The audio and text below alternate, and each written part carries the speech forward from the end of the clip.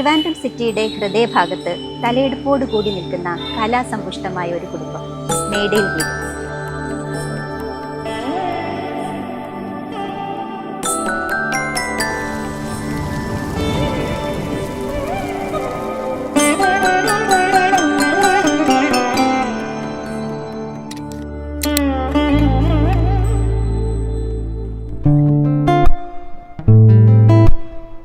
ഹരിയാണെങ്കിലും ഹരിശങ്കർ ആണെങ്കിലും ഹരിശങ്കർ ഉയർന്നു വന്നപ്പോൾ അത് ആ ജീവാംശമായി എന്നുള്ള പാട്ട് ശ്രീചേട്ടൻ കേട്ടിരുന്നു.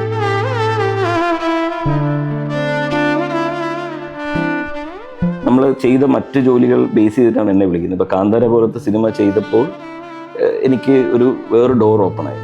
ഞാൻ അത്രയും നാളും ശരിക്കും കാന്താരയാണ് ശരിക്കും എൻ്റെ പ്രൊഫൈൽ മാറ്റിയത് കാന്താരയാണ്.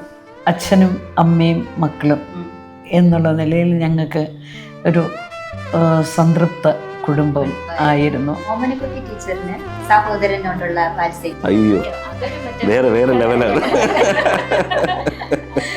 ശരിക്കും സംഗീത സാന്ദ്രമായ ഒരു കുടുംബം, മരുമകനായിട്ടും ഒരു മ്യൂസിഷ്യൻ തന്നെ വന്നു ചേരുക, എനിക്ക് ശരിക്കും ഒരു നിമിത്തം അല്ലെങ്കിൽ. ശ്രീചേട്ടൻ നല്ലൊരു ഗുരുനാഥനായിരുന്നു. ശ്രീചേട്ടൻ്റെ ഒരു ക്ലാസ് അറ്റൻഡ് ചെയ്ത് ആദ്യം തിയറി ആയിരുന്നു പഠിപ്പിച്ചിരുന്നത്.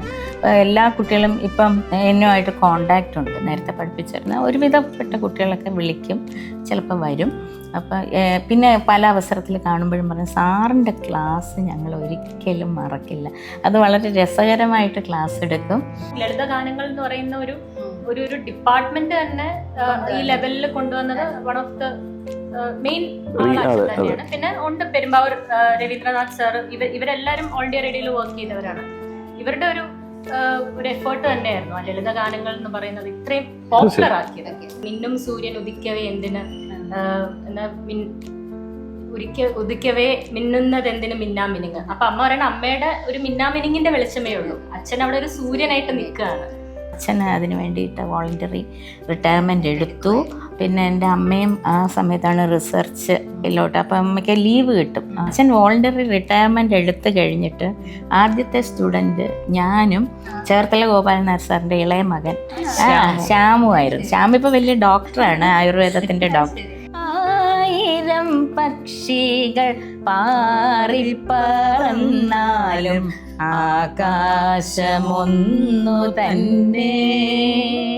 ഇപ്പം സംഗീതവും സിനിമയും ചെന്നൈയിലോട്ട് മൈഗ്രേറ്റ് ആയ ഒരു കാലം ഉണ്ടായിരുന്നു. അന്ന് എല്ലാവരും അവരുടെ ജോലി രാജിവെച്ചോ അല്ലെങ്കിൽ ലോങ് ലീവ് എടുത്തോ ഒക്കെയാണ് ചെന്നൈയിലോട്ട് പോയിട്ടുള്ളത്. അച്ഛൻ ഓൾ ഇന്ത്യ റേഡിയോയിലെ ജോലി ഒരിക്കലും വിട്ടിട്ടില്ല.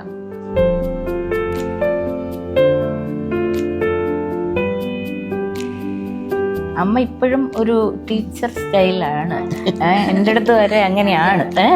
അപ്പം അതുകൊണ്ട് സൂക്ഷിച്ചും കണ്ടുമൊക്കെ വേണം സംസാരിക്കാൻ.